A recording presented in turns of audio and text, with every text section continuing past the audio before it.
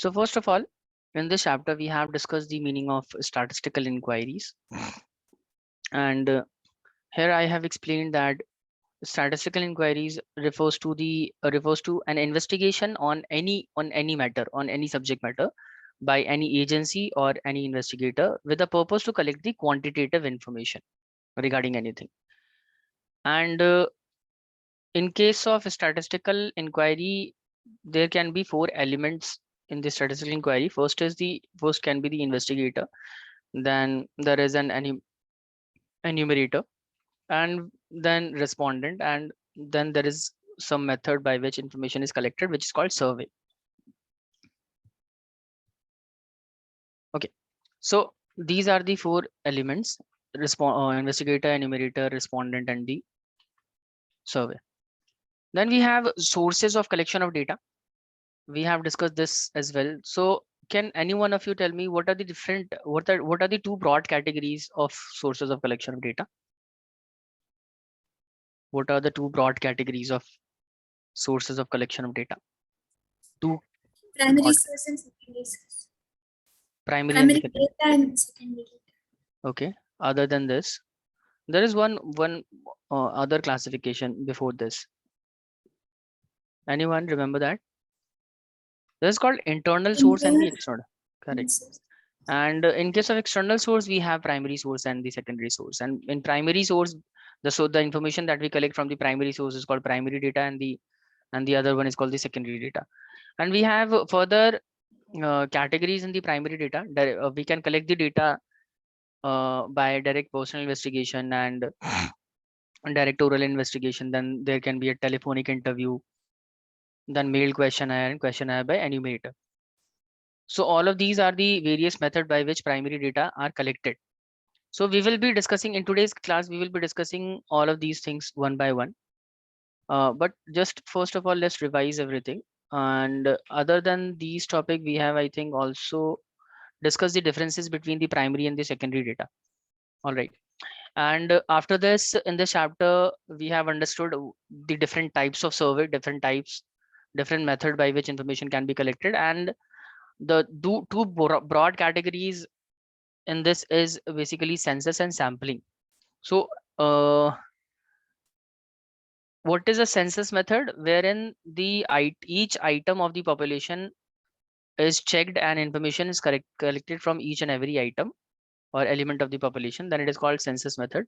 And census method is generally suitable for the small area of investigation, and the merits of this system is that we get the detailed information, then there is a higher degree of accuracy, and this method is also considered suitable for the heterogeneous nature of items. Then there are certain demerits, that it takes more time, it is more expensive, and it is not suitable for large population size. Okay. Then we have covered the sampling method. In the sampling method, I've explained that when only some items are taken as a sample, and on the basis of those items only, we basically decide or we reach to a particular point, conclusion, or make an opinion. This is called sampling method of collecting data. And I think I have also explained the various types of sampling. Have we covered this topic, types of sampling? Okay. Okay, all right. So any one of you can tell me what is a stratified sampling? Anyone? What is a stratified? Arisha, you tell me, what is a stratified sampling, Arisha? What do we do in the stratified sampling? How we collect sample in the stratified sampling?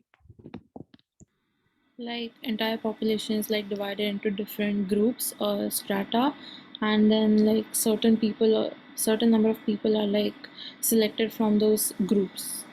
Perfect, very good. This is called stratified. And Samiksha, how cluster sampling is different from the stratified sampling?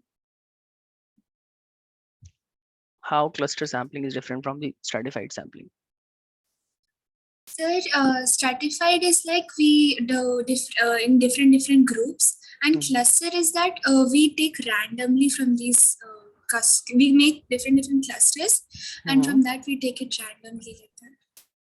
No, sorry, is it the nth term? No, that is called systematic sampling.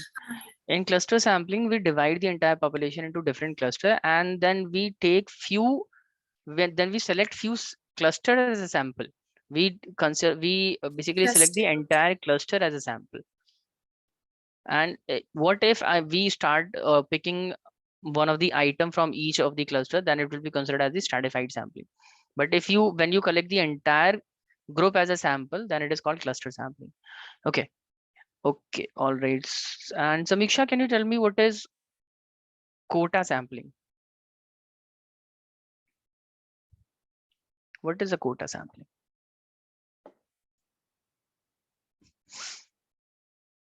So this last one, I did not understand that much. Like it was very Okay. less time. Yes. Okay. All right. All right. No problem. And anyone else? Arisha, can you tell me what is quota sampling? Any idea?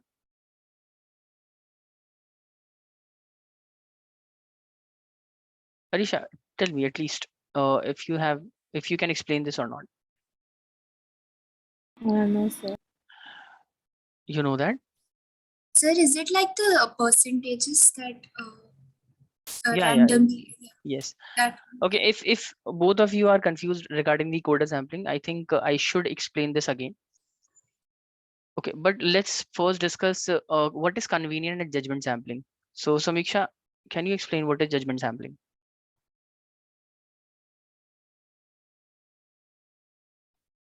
What is the judgment sampling?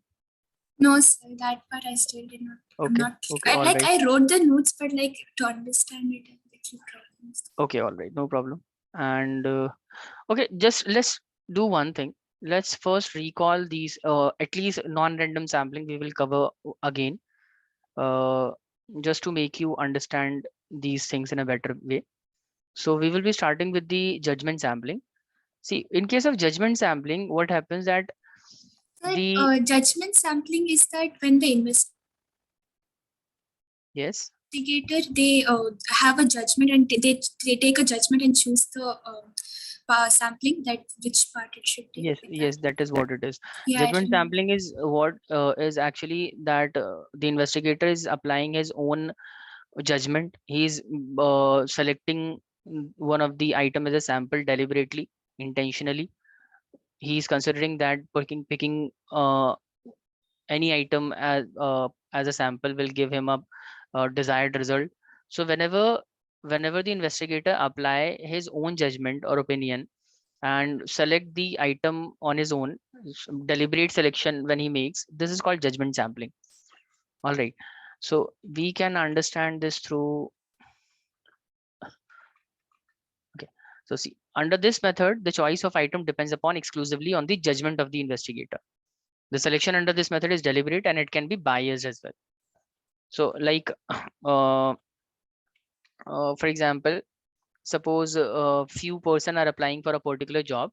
Let's assume that there are 10 people who are applying for a job, and the recruiter read the curriculum of CV of every basically the person seeking job, and on the basis of the curriculum, on the basis of curriculum vitae CV, makes his opinion that that particular person will be more suitable for this particular position of the in the business. So, and according to that, he select that particular person out of the 10 people. That means that investigator is using his own judgment and opinion, and on the basis of that, he's selecting a particular item as a sample. So judgment sampling is, you can simply say that, sampling wherein the investigator applies his own judgment in experience, and on the basis of that, he basically select the number of items from the population size. Then we have the quota sampling. What happens in the quota sampling? Entire population size is divided into various groups. Just a minute, let me explain this concept on the sheet. See, for example, we have a population size. For example, we have a population size. What am I writing?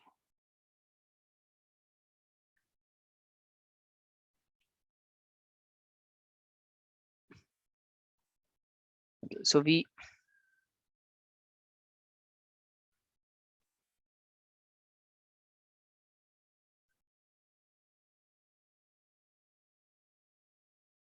have a population size of, let's say, 500. There are 500 people or 500 items are there. And what are we doing? Basically, we have divided the entire population into various groups. So we will make groups. First of all, let's say I am making a group A, and I have put 50 items in this category, group A. Then I have made a group B, and in group B there are 200 items in group B. Then we have group C. In group C we have for example 100 items only. Then in case of group D, I have put the remaining items, that is 150 items. All right, so this is similar to the stratified and the cluster. As in the stratified data as well, we were making we were dividing the entire population size into the different groups. And now in case of quota sampling, what do? We allocate certain amount of percentage to each group. Let's say suppose you have allocated 10% weightage to group A. That means that you are going to select only 10% of the item from group A. You are going to select, for example, 20% item from group B.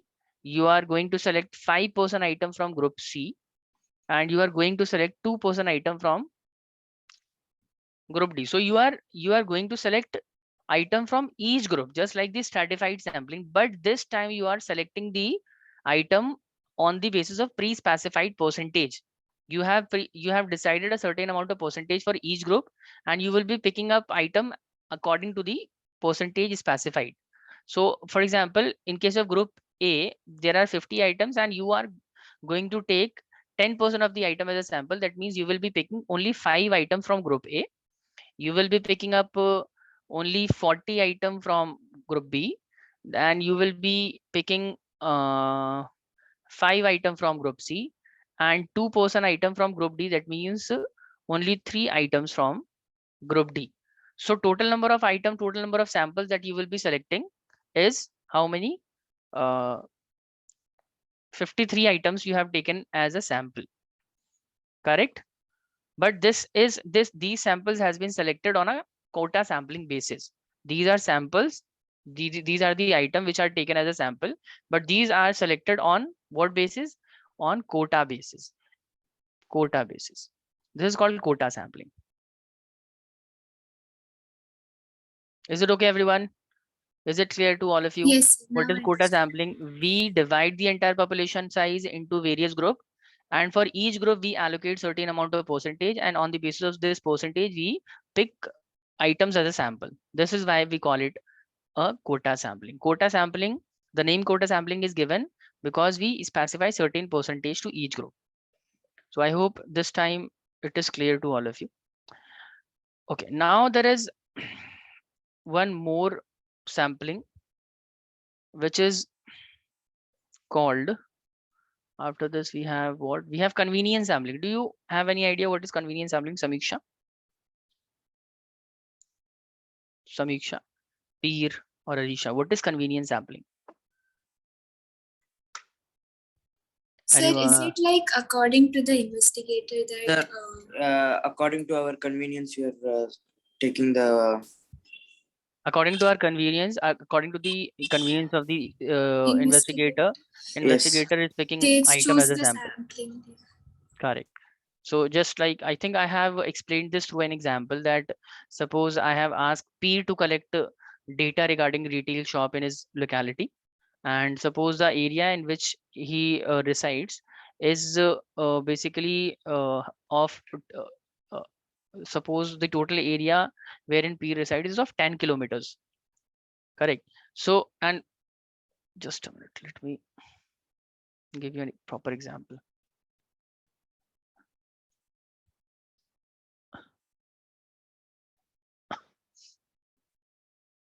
See, so suppose I have asked peer to collect data regarding the, I have asked peer, so this is peer.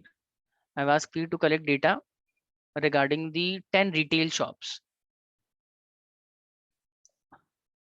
10 retail shops in his locality.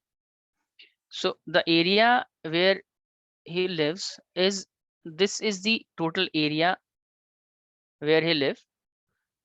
Okay, so this is the total area of the locality, and let's say this entire locality, radius of this entire locality is for example 5 kilometers. Locality where he lives is of the total radius of this particular locality is 5 kilometers, and he lives somewhere here. He lives somewhere here at one corner of the locality. All right, and around his residence there are shops located, retail shops are located here, here, here, and here as well. So there are various shops which are located around his locality. Some are near to his home, some are near to his residence, and some are far away from the residence in the 5-kilometer radius. So these are the various shops located in different areas in his locality. All right. Now I have asked P to collect data regarding 10 retail shops. What are the data that I require? I asked P to collect these information. I wanted P to collect the information regarding the sales of the retail shop. I have asked him to collect the information regarding the total number of workers working in the retail shop. And I have asked to collect the information regarding their profits and losses that they are generating during the period of 1 year. So all of these information I require. And I ask P to collect these information regarding 10 retail shops. So now what did the P, what P does, what P do, basically he collect the information regarding sales, worker and profit and losses of retail shop from the retail shops that are nearer to his house. So he collected the information from this shop, he collected the information from this shop, this. So all of those shop has been selected by peer which are nearer to his home, near to his residence. So basically we can say that peer is using which kind of method to collect the sample? This is called convenience sampling. Convenience sampling. He's saying that why should I make effort and visit this retailer and collect information regarding sales, worker and profit and losses? Instead, let's go to only those retail shops which are near to my home. So this means basically peer is applying the convenience method of selecting the item as a sample. This is what we call convenience sampling. So Samiksha, Arisha, is this clear to both of you? Yes. Yes, sir. Okay.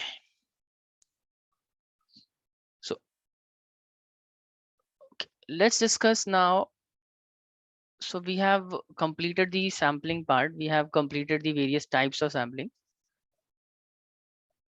We have skipped few topics from the beginning of this chapter. So let's cover those things.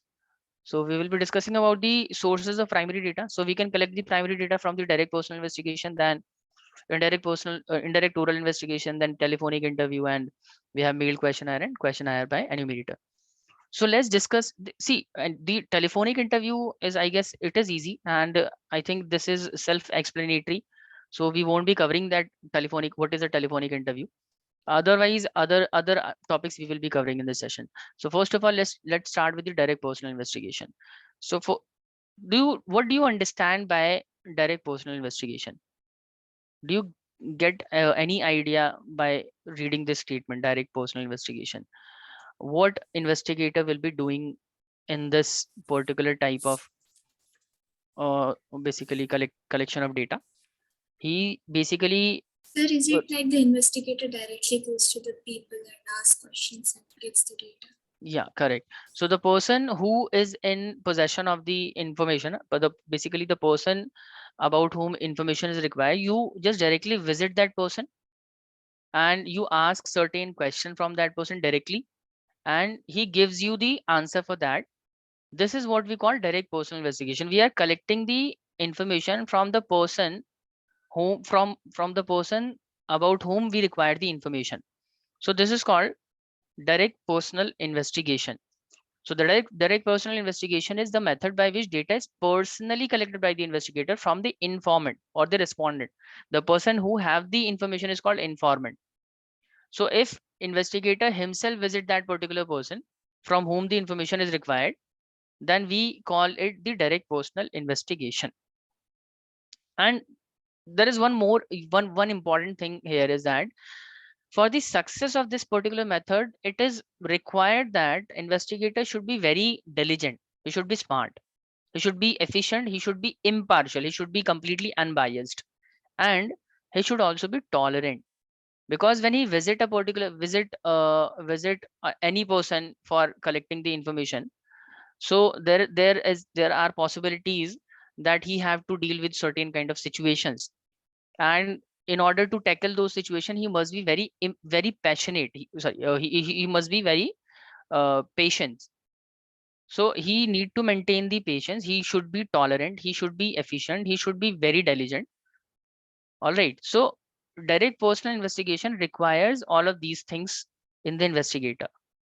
If he is not diligent, efficient, impartial, or tolerant, there is a possibility that he won't be able to collect the required information or required information in an appropriate manner. So point is that direct personal investigation is a kind of investigation wherein the investigator himself goes to the informant, the person who is in possession of the information, the person regarding whom we require information, and collect the information. This is called direct personal investigation. Now, this kind of investigation is generally suitable in these situations. First of all, if the area of investigation is small, then direct personal investigation is recommended. If let's say you just needed to collect information from 10% or regarding 10%, then I think it will be easier for you to visit each of the person and collect their personal information personally. Correct. So this kind of investigation is recommended or is suitable, considered suitable when the area of investigation is not so large. But assume there are thousands of people from whom you are required to collect information, and you have decided that you will visit each and every person. You are going to collect the information through a direct personal investigation manner. So I think in that case, direct personal investigation is not suitable, because it would be very hectic for you to visit each and every person and ask question, collect data, and it will be very difficult for you to maintain the patience level, and it will get difficult for you to be diligent, efficient. So in order to be efficient, diligent, and tolerant, it is recommended that this method should be applied only when the area of investigation is not too large. Otherwise, it will not be administratively convenient. It will get very difficult to administer this kind of basically method of collection of data. All right. So it is suggested that this should be applied only when the area of investigation is small, number one. Secondly, the thing is that if you require the originality in the data, then it is recommended that you should follow this, because if you are going to collect the data on yourself, the data you will be getting will be more original, right? So if you want to ensure the originality, you wanted to get the original information from the person about whom you are collecting information, then it is recommended that you should follow this method of collection of data. Next, the third point is this method is considered suitable when information is required to be kept secret. If let's say if you are sending some enumerator to the respondent or the informant, and you are asking him to collect certain information regarding certain person, so if enumerator goes to that particular person, the informant, in that case secrecy will be compromised. But if the investigator wants to keep the information, the data secret, then in that particular case, this method is considered useful. All right. So these are the 3 points on the basis of which you can say that in this situation, direct personal investigation is suitable. And one more thing, if because the data collected through this will be original, and therefore it will be more accurate. So if you require accuracy, if you require originality, and if you require to maintain the secrecy, then this method is for you. This should be followed by the investigator. So it's three conditions you can apply this this method of collection of data. If you want to maintain the secrecy, if you want to maintain the accuracy, and if you want to maintain the originality, then you should follow direct personal investigation. Now, can any one of you tell me what will be the merits and demerits of this system? Samiksha, will you try? What do you think is the merit of this this approach? What is the merit of collecting the data by direct personal investigation? Samiksha. Yes, sir. Can you just, yeah, I'm asking, can you tell me what are the various methods of, what can be the possible merits of this method of collection of data? Sir, it will be more reliable that because you are getting directly, and then because we are getting it directly, we don't have to we don't have any other cost of. Can you also say that? Cost Cost will be cost will be high because you have high. to visit every informant.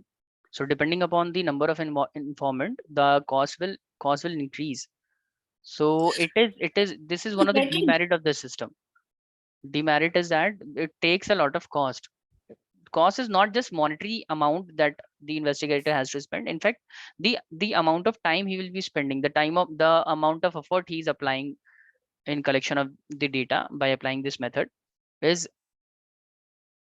basically considered as the cost. So what Sir, are the mere, there will be less misunderstanding because if we are directly we're talking, then we yeah, this can be one of the merit. Very good. So see, what are the merits? These are the merits. So merits are, you can say that these are taken from the suitability point. See, we have the originality. We will have the more originality. We will have the accurate data. It will be more reliable. And the one more thing, the last point is it will be more see, if a person is going himself and collecting the data from the respondent by himself, during the process of collection of data, he can be very flexible, no? Depending upon the mood of the informant, depending upon the nature of the informant, whether he is answering the questions properly, whether he is interested in answering the question, a particular type of question properly or not, he can accordingly change his questions. He can accordingly ask the question from the respondent, from the informant. So this method is very elastic because depending upon the situation, the investigator can improvise. He can decide whether a particular kind of question should be asked or it should not be asked. He can decide whether to investigate in detail or let's not get into detail, because he is visiting the informant himself, and at that time he can himself decide whether to ask particular question or not. So we can say that the entire process of direct personal investigation is very, very flexible. It has the scope of elasticity for the investigator. The entire investigation process is considered elastic or flexible. Is that clear to all of you? How it is flexible or elastic? Yes, sir. So Yes, these sir. are the merits of the this method. Then we have certain demerits, and these are very, very obvious. First of all, this is not considered suitable when the area of investigation is large. So this cannot be applied in the large area of investigation where thousands of people are to be investigated and data is collected from thousand number of person. So obviously direct personal investigation Will take a lot of time, it will take a lot of effort and cost. Next is personal biasness can be involved there. A person collecting the information from the investigator can be personally can apply his personal biasness. Suppose if a person is not liking a person from whom he is collecting information, then he can collect he can be biased through the process of investigation, right? Let's suppose if suppose I'm an investigator and I send someone else, I send one of my enumerator to some person to collect information, then there is a possibility that enumerator might not be biased. But if I visit someone, if I collect information from some person, there is a possibility that I might get biased depending upon the situation. Depending upon any factor, there is a possibility that I can be biased. This method is also expensive in terms of time, money, and effort involved. So these are the various demerit. Biasness can be there. It cannot be applied in the large area of investigation. Then it is considered time taking. There is lot of effort involved in it, and obviously it also cost more. So are we clear about about the direct personal investigation? Do you guys have any doubt, any problem understanding this? It's clear. Okay, now let's discuss the next type, indirect oral investigation. This is similar to the direct personal investigation. The only thing is that this time we are not visiting the person from whom the information is required, about whom the in fact about whom the information is required. In this time we are visiting some other person for collecting data who is in possession of a particular kind of information, and that particular person is called witness. So indirect oral investigation is almost similar to the direct personal investigation. The only thing is that the investigator this time does not visit the informant, rather he visit the witness who have certain information regarding something.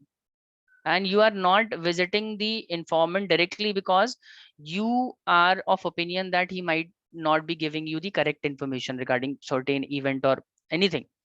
So you have chosen to decide, you have chosen to visit witness instead of the informant himself. You are of opinion that either informant might not be able to answer the questions, or he might not be able to give you the correct answers, or there can be possibility that informant is not available, informant is somewhere outstation, for example. So because informant is not available, you chooses to visit a particular person who have particular information that you require. So the person who is giving you information about the informant, about the person whom you require information, the person who is giving you information is called witness.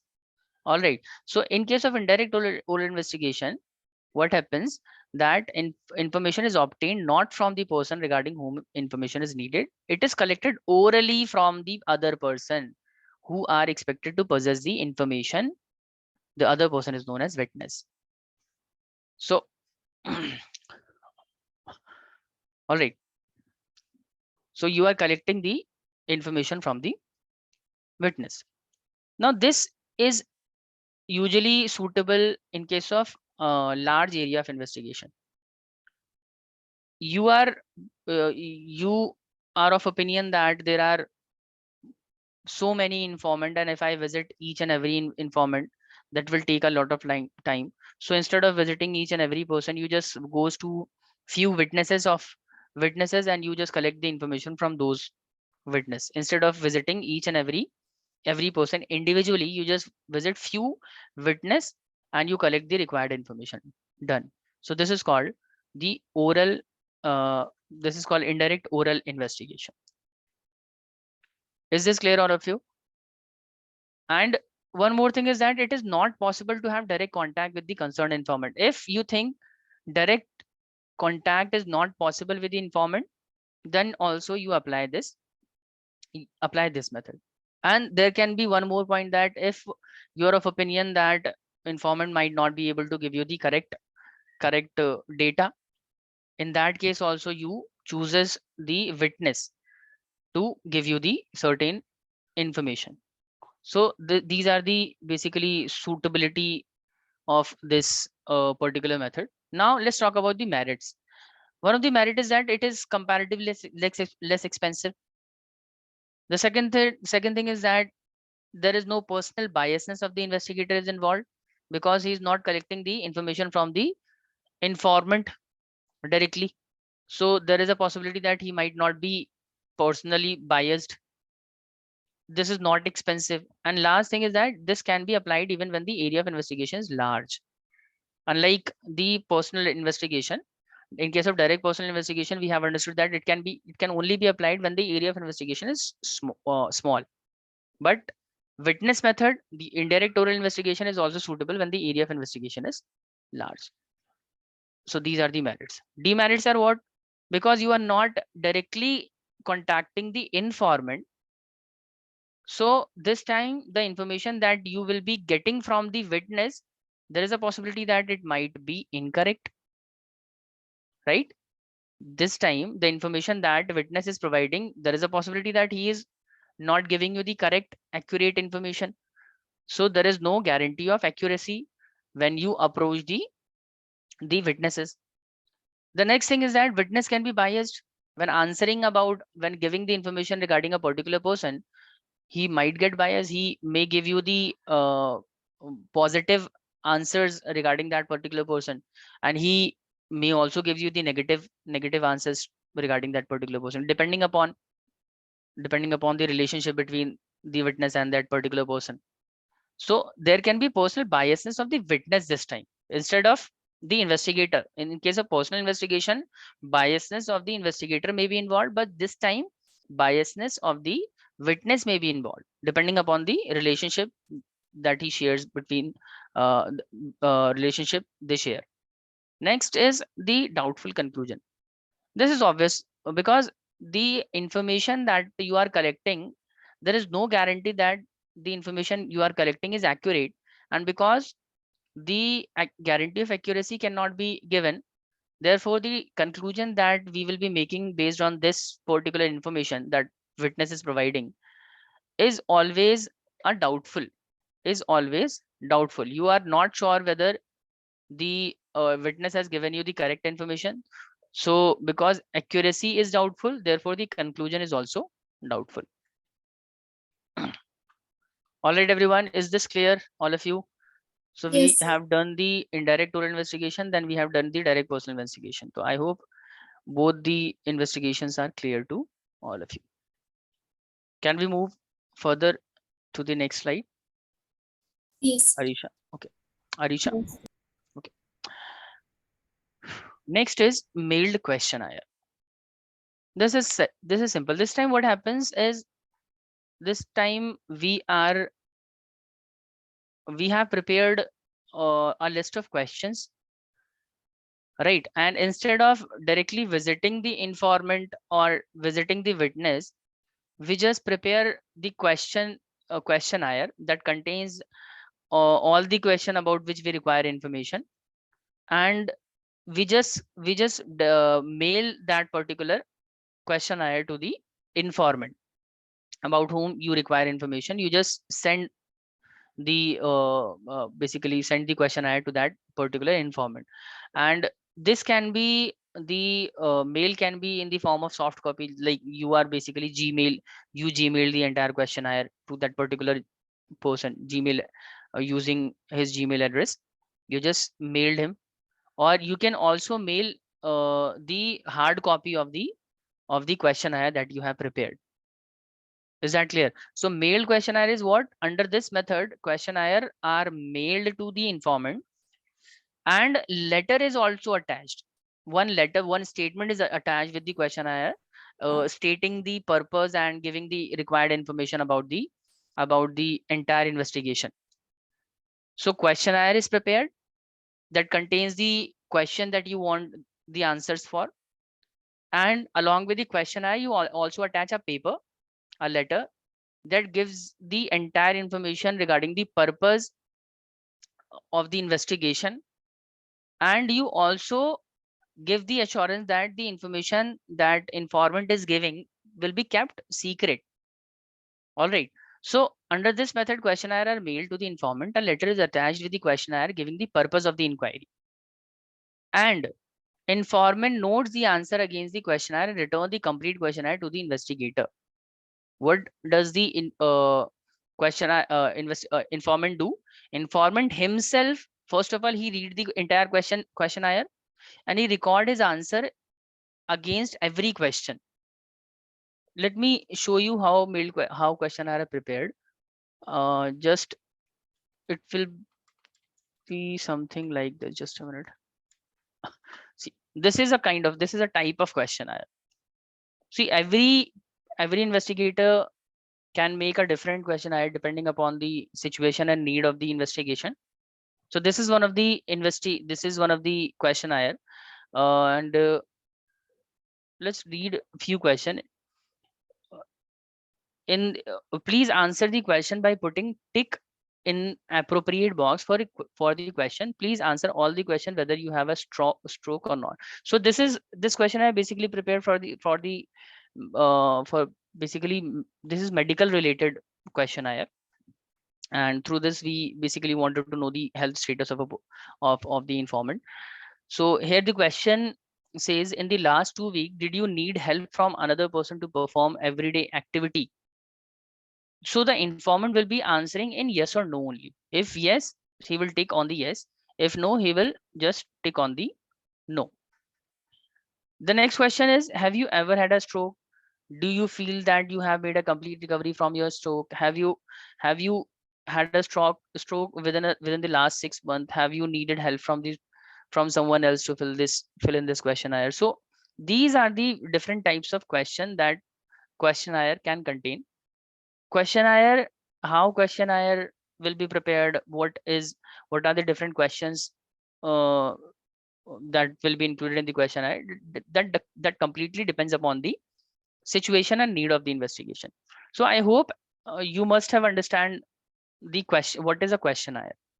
All right, is this clear Yes, to all sir. of you? Okay.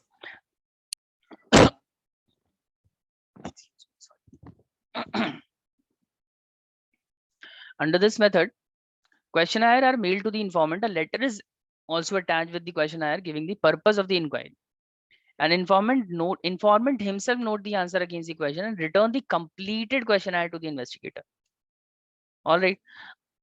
Okay. Now, can any one of you tell me what is the merit of the mailed questionnaire? What is the benefit of mailing the questionnaire?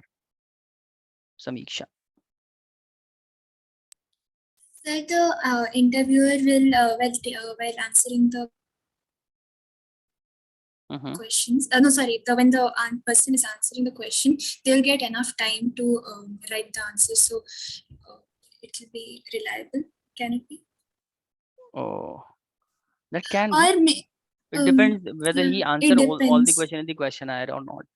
See, But in sir, case of and when you send this questionnaires, like where we can't reach, like the direct investigator can't reach, so they can go there, and people can answer from there.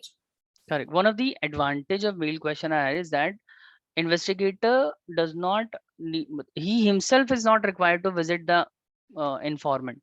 He can just share the soft copy or the hard copy. He can just mail the questionnaire and he can ask the informant to basically reply or dispatch it back to the investigator, and he will get the answer without going to the investigator himself. So first of all, the first advantage is that it will cost less, Yeah, right? cheaper.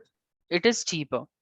Next thing is it also does not involve a lot of effort, so time, effort and cost will be minimized.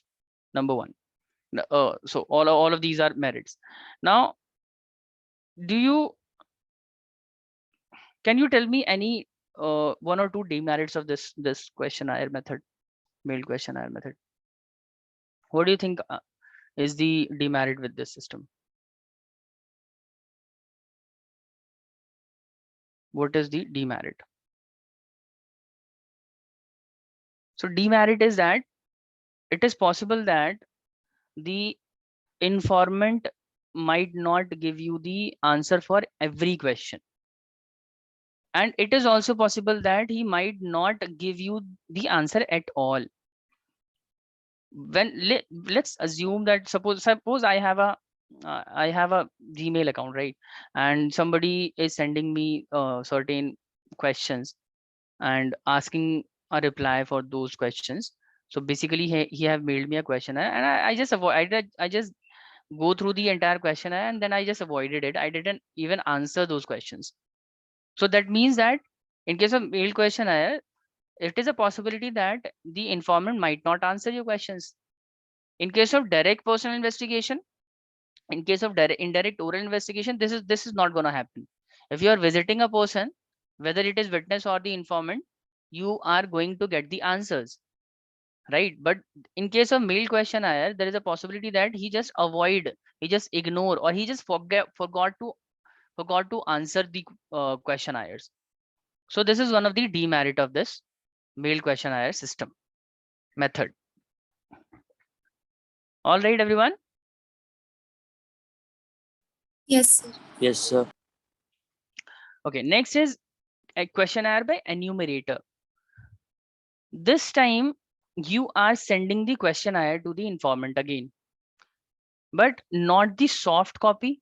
Neither you are sending it through some mail, but this time you are sending it by the enumerator. Enumerator, you know the enumerator. Enumerator is one of the person who assists the investigator in the process of collection of data. So you have prepared the entire questionnaire, and you are now sending the enumerator, asking him to basically collect the information on this questionnaire from the respondent, from the informant. All right.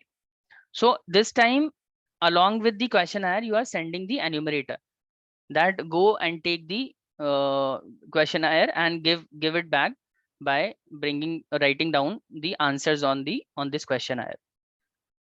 All right.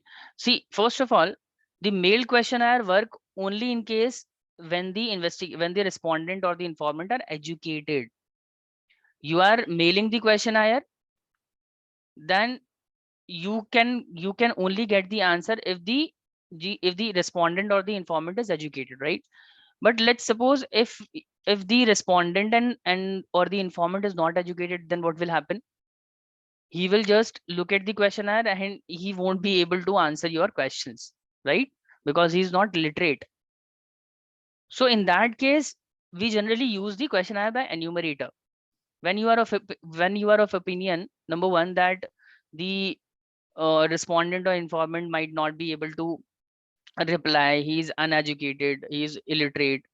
So in that case, you send the enumerator along with the questionnaires that go and take the questionnaire and bring the answers on this questionnaire. So under this method, a questionnaire is prepared according to the purpose of inquiry, and the enumerator himself approaches the informant with the questionnaire this time. Like these are the few illustration of the questionnaire by enumerator. Is that clear? Are you able to relate through these images that what is a questionnaire by enumerator? So the enumerator himself fills the answers. Correct. This time, because generally questionnaire by enumerator is applied when the investigator is of opinion that informant might not be able to fill the entire questionnaire, and he also feels that he is not literate enough that he will be able to read and answer the questions. So along with the questionnaire, we are sending our enumerator who will be asking the question, and he will himself be writing down the information regarding the informant in the questionnaire itself. So under this method, the enumerator himself fills schedule after seeking the information from the informant. Is that understood, everyone? Yes, sir. Arisha and Peer, Steve. Yes, sir. Yes, sir. So questionnaire by enumerator is considered suitable when the field of investigation is large. This is usually suitable when the field of investigation is large and investigation need specialized skilled investigator. Investigation needs some specialized skilled investigator. So when you are of opinion that I require some specialized knowledge and skillful person who to collect the information, then you use the enumerator method. And enumerator method is also suitable when the investigator are well versed with the local language and cultural norms, right? If the investigator is sorry, if the basically the enumerator is not aware about the languages and cultural norms, then in this situation this method will be useless. For example, I'm sending someone to collect the information from let's say from Karnataka or from Bangalore or from Chennai. All right, so I guess in those areas I should send someone who is well versed with the language, South Indian languages. And if I'm sending someone to collect information and he is not aware at all about their cultural norms and languages, then I don't think he will be able to collect the information properly. Okay, so to be successful, in order to be successful, this method require that enumerator should be well versed with the local language and cultural norms that is followed in a particular state or in a particular city. Only then this method is considered suitable. Tell me, is this clear, all of you? Yes, sir. All right, so there are few merits as well. There is it will give you more accurate data as compared to the mailing method, and there will be personal contact as well. Impartial, it will remain impartial, because this time enumerator will be there to collect information, and enumerator is just because he will be just performing his duty, so there is less chance that he will get biased while collecting the information. Then there is also a possibility that he will get the answer for all the questions. So unlike the mailing method, you are going to get the answer of all the questions. Like in case of mailing method, there is a possibility that informant is not filling the entire questionnaire and giving you the incomplete information. In case of this enumerator method, we get the complete information. So these are the merits: accuracy, personal contact, impartial, completeness. All right, and there are few demerits, because you will be hiring enumerator and you will be paying him wages or salary. So in that case, you will have to incur a lot of cost, so it becomes expensive. And obviously, because it is because enumerator will be visiting each and every person to collect the information, so it will also become time consuming. And one of the demerit is that this method will only be successful to meet the objective of the collection of data when the enumerator is competent enough. If the enumerator is not competent, then this method will not give you the accurate result or the reliable information. And one last point is that this is not excuse me, this is not considered suitable for the private investigation. Private investigation actually means that this is not recommended for the private entities, because private entities will be required to hire enumerators, and they will have to incur a lot of cost to collect any kind of information. Therefore, this is not generally followed by the private entities. Rather, this kind of method is, you will see that this kind of method is generally applied by the government to collect the information. So this is not considered suitable for the private investigation. This is time consuming, this is expensive, this is basically this requires competent enumerator to to basically collect the data. So all of these are considered as the demerits of this system, of this method of collection of data. Tell me, is this clear to all of you? Any doubt, guys? No, sir. No, sir. Okay, so we will just recall everything that we have covered. So starting with direct personal investigation. So tell me, Arisha, what happens in the direct personal investigation? What are the merits and demerits of this system, of this method? Sorry. In this, like the investigator goes and ask questions like directly to the person, and so it is like more clear and more informed and like more detailed. Perfect. What about the cost, The time, and cost will effort? be more, and the effort, yes, it'll be more because he's going and asking everyone. Correct. So Very good. Okay. And this is generally suitable for which kind of investigation? Investigation that is basically related to the small area or the large area? more suitable for the small area because it takes you time to go and ask everyone. Correct. Okay. And Samiksha, tell me what happens in the indirect oral investigation and what are the merits and demerits? Yes, Just sir. few. It is basically an indirect oral investigation. We get from indirect, we collect data from We collect data indirect from, sources.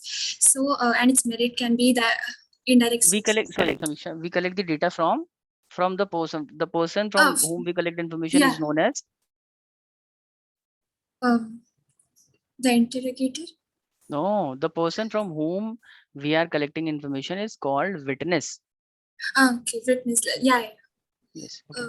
And then its merits can be that it's like the confidential information, like we can get it through this, we can get it, and it's also very easy to understand the question. Mhm. And the demerits can be that that these when you collect this information, the accuracy will be very less, can be less than the direct one, and also and then support then the conclusion can be a little different, like it can be You are not collecting the information directly from the informant, na? That yeah, is why the reliability and accuracy is doubtful, and is then doubtful. the conclusion as well. Okay, all right. And tell me, Peer, what is a mailed questionnaire, and in what Yes, situation, sir. in what kind of investigation it is applied, and at least tell me two merits or demerits. Sir, mail questionnaire. It's like the person will send the question through mail, and Correct. the merits are the merits are they will get response, Merit but is not they will get immediate. response. Okay, so The this demerit, should be the demerit, no? yeah, demerits they will get response very late. Very late response will be received. Okay. Yes, And and merits merit will in terms be, of cost, yeah, cost it is cheaper, and it is cheaper, correct? Okay. mm, And it's safer. completeness of the data that you are going to receive will be complete or incomplete. What is the possibility? So it will be complete only. It will be complete only. Yes, sir. Samiksha, do you agree with this? The information that we are going to receive through mailed No, sir. questionnaire, is it It going? is not complete because many respondents, they may not fill the correct like they may not fill all of the questions, like Correct. because Correct.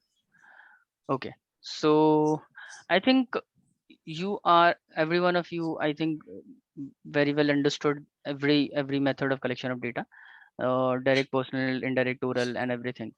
So if there is any doubt, any problem, you can ask me. Otherwise, we will wind up this session. Sir, they can't send all the questions through mail They can send, answers. they can, all right. They cannot answer all the question through mail. Sometimes they deliberately avoid certain questions in which they might not feel comfortable answering.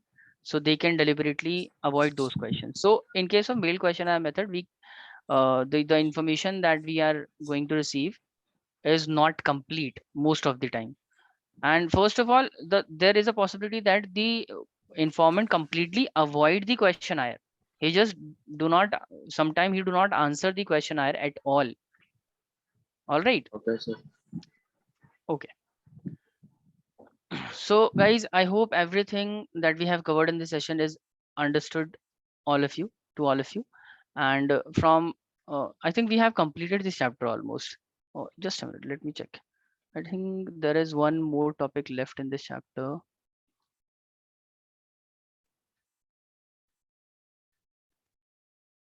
Okay.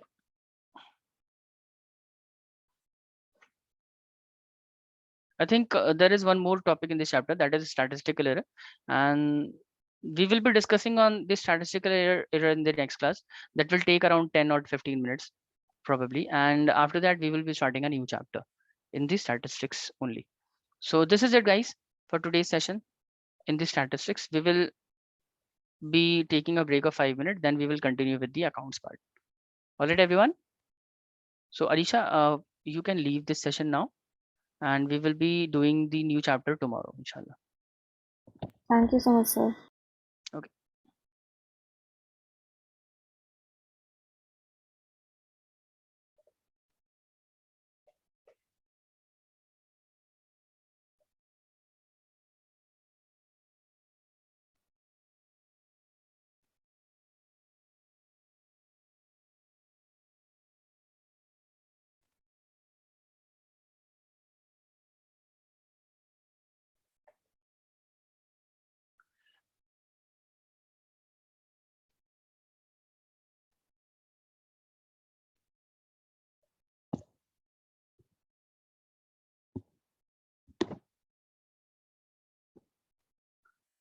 Acha, Samiksha, Peer, and Halima, have we completed the journal in the previous class? And Yes, sir. Yes, sir, we completed. Sir, we started something. Sir. Sir, you had given a homework. I've given a homework. So you have you completed those questions? Sir, I did all and I had a doubt. You had a doubt. Okay. There is a problem. I did all, but There is one problem that actually I think I need to start a new chapter today, and yes, sir, we had to start. I didn't got the time at all, and I didn't prepare the PowerPoints. So I don't think that today we will be able to continue with the accounts class. I think we will have to skip this class for today, Okay, sir. and we will be doing accounts tomorrow. Thank you, So sir. Okay, sir. so let's first discuss your doubt, and then we will Yes, sir. end this session. All Okay, right. sir. So because I didn't prepare the PowerPoint, so I won't be able to explain. I won't be able to start a new chapter. So we will be doing that tomorrow, if it's okay with all of you. Okay, sir. Okay. All right. Halima, is that okay? Okay, sir. Okay. So we won't be doing a new chapter today. We will be starting a new chapter tomorrow only, and only then we can do one thing in today's session. We can revise the previous chapters. We can revise, if you agree. We can Yes, sir, revise the can we do accounting. it? We can revise the accounting equation or rules of debit and credit, or the other chapter. If you feel any problem, any doubt on in any chapter, so we can discuss that. Otherwise, I don't think I will be able to continue today's session. Then So we can let revise. okay, Samiksha, let me ask the others also. Halima, you want to revise, or It's clear everything. everything is clear? So you will be skipping this session. All right. And Peer, what about you? Okay. Sir, Peer? tomorrow that written test you said tomorrow. Yeah, there will be a written test tomorrow. I'll be sharing the question from the chapter that has been specified. So I'll be sharing those questions. So don't worry about that. Yes, sir. So Okay, so Samiksha, with let's video, sorry. written test. Most probably there will be few multiple choice questions, and there will be one or two practical questions, like practical questions on based on the accounting equation or cash book from Sir, any one of the chapter. accountants. Sir, accountancy test, right, sir? In we will have a test in both the books, statistics, and both the subjects, sorry, economics and accounts. I Sir, think during the I have class or specified, my team has specified the chapters that will be coming for the test. sir, during Samiksha? the class we'll have test or No, you won't be having a test during the class. We will have a class during this time only. The timing for the class, we will be having a class only. Test you will be doing separately. sir. Okay. All right, everyone. So Yes, sir. Samiksha, if you want to ask any question now, so you can ask me. Otherwise, we will be ending this session. Please ask your doubt. Sir, in the question, there was one transaction that on Jan 20, we purchased something and on credit. So, and in the next transaction, it's written that we issued to that person, to the creditor in full settlement. This was So- related to January 20, right? Yes, sir. January 20 purchase timber January from 20, Singan yeah. Company, No, Ludhiana. but Of sir, yeah. So there is a trade discount of Mhm. 10%. So Mhm. then it will be 18,000, right? So, Mhm. but then on February 10th, there's written that in full settlement 20,000. So if we are settling in full settlement, that means we should only settle for 18,000, right? Okay. So basically, there are certain questions in which there are errors while preparing those questions. So just avoid that. Consider that we are making the entire, we are basically paying in 20,000 in full settlement. Just avoid the technical errors in the question. Okay. So that's Okay, a so mistake. there is a mistake in the question, Okay. Sir. and there are a few other questions as well where such mistakes has been done.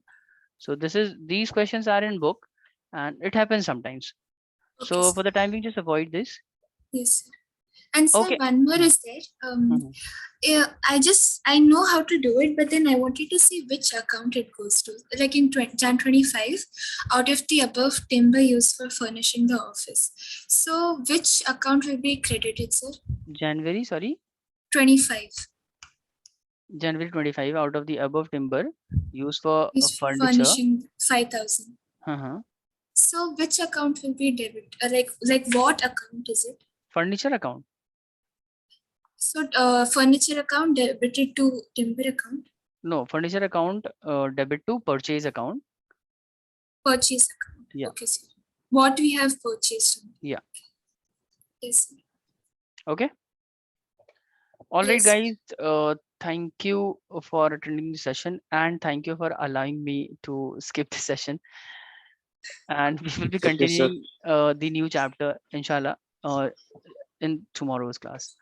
All right. So till then, take care, all of you. We will be doing the new chapter tomorrow, inshallah. Till then, everyone, goodbye. Inshallah, sir. Thank you, sir. Thank you, sir. Jazakallah. Allah Hafiz.